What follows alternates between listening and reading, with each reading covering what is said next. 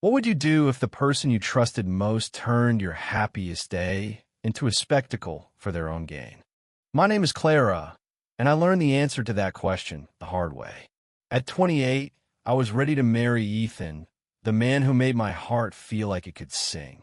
We'd planned a simple wedding intimate, heartfelt, on a cliffside overlooking the Pacific, with the waves crashing below and the sunset painting the sky gold.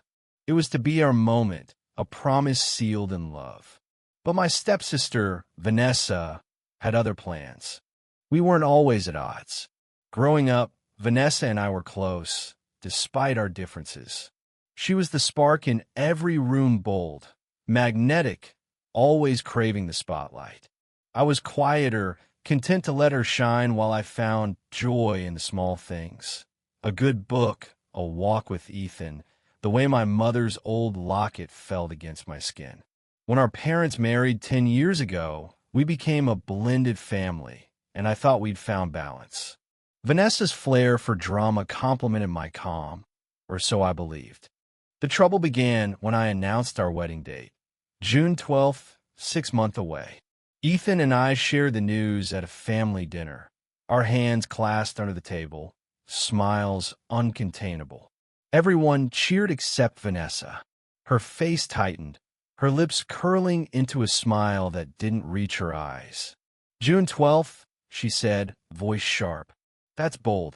I brushed it off. Vanessa always had a flair for cryptic remarks. But looking back, that was the first crack in the foundation. Planning the wedding was a whirlwind of joy and stress.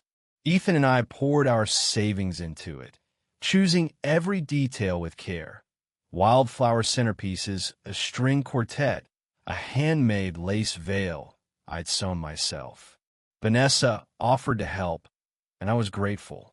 She suggested vendors, even insisted on handling the invitations. "Let me take some weight off you," she said, her voice sweet as honey. I trusted her. Why wouldn't I? She was family. Months passed, and the day drew closer. Then, 3 weeks before the wedding, I got a call from our venue. "We're so sorry, Clara," the manager said, her voice tense. "There's been a double booking. Another event is scheduled for June 12th, the gala, fully paid, with a celebrity guest list. We can't honor your reservation." My stomach dropped. "That's impossible," I stammered. "We booked a year ago." But the contract was clear. A clerical error, they claimed, and the other event had priority. Ethan and I scrambled. We found a new venue, a smaller garden an hour away, but it meant reworking everything: catering, decorations, even the guest list. My dream of a cliffside wedding was gone. I cried myself to sleep that night, Ethan holding me as I whispered, "Why is this happening?" He had no answers, only his steady presence. Then came the twist I never saw coming. A week later, my best friend Lila pulled me aside at a coffee shop, her face pale. "Clara, you need to see this." She handed me her phone, open to Vanessa's social media. There, splashed across her profile, was a glittering announcement. Vanessa's charity gala extravaganza, June 12th, at Cliffside Manor, featuring live music, influencers, and a red carpet experience. My heart stopped. The venue, our venue. Vanessa had booked it, spending thousands to throw a lavish event on the exact day of my wedding. I confronted her that night. "Vanessa, how could you?"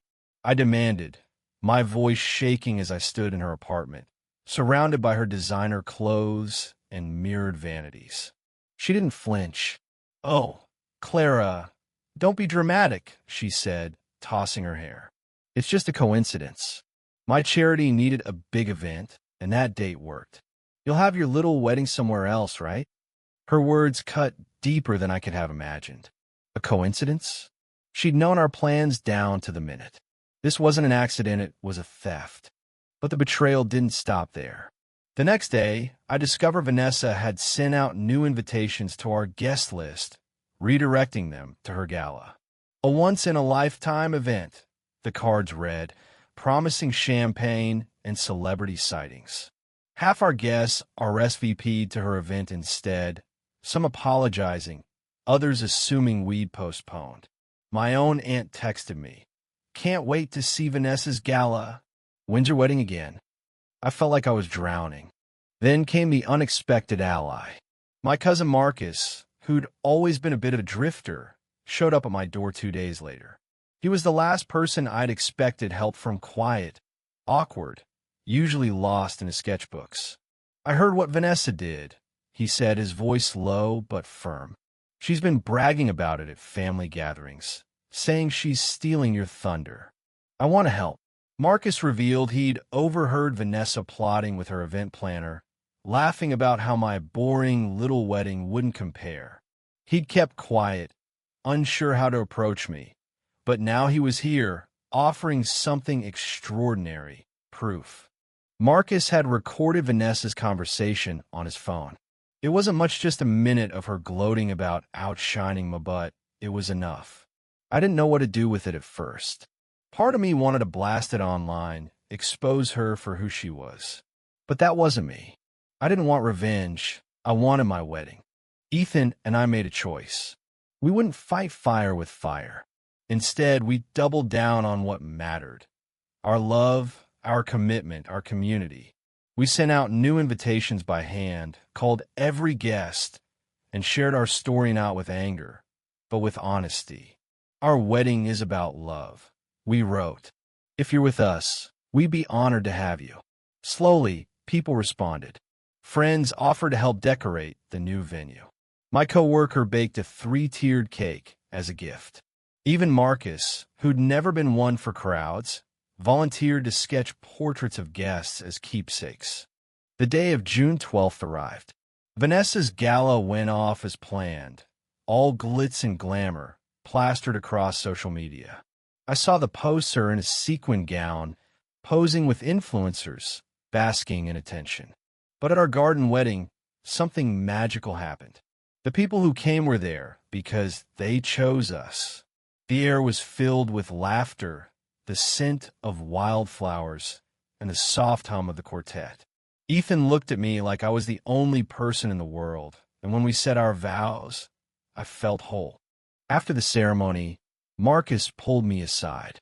"Check this," he whispered, showing me his phone. Vanessa's gala had hit a snag half the influencers hadn't shown, and her charity was under scrutiny for shady finances. Her spotlight was dimming, not because of anything I'd done, but because her foundation was built on sand. I didn't gloat. I didn't need to. Looking back, I realized something profound. Vanessa's betrayal didn't ruin my wedding, it redefined it. It stripped away the superficial and left only what was real. The people who loved us, the promises we made, the life we were building. I could have let her actions break me, but instead, they taught me resilience. Love isn't about outshining others. It's about showing up, even when the world tries to pull you apart. As Ethan and I danced under the stars, I thought about Vanessa. I didn't hate her. I pitied her. She'd spent thousands chasing attention, but all she'd gained was a fleeting spotlight. I had something better, a life built on truth, surrounded by people who chose me, not because I demanded it, but because they wanted to, and that, I knew, was worth more than any gala could ever be.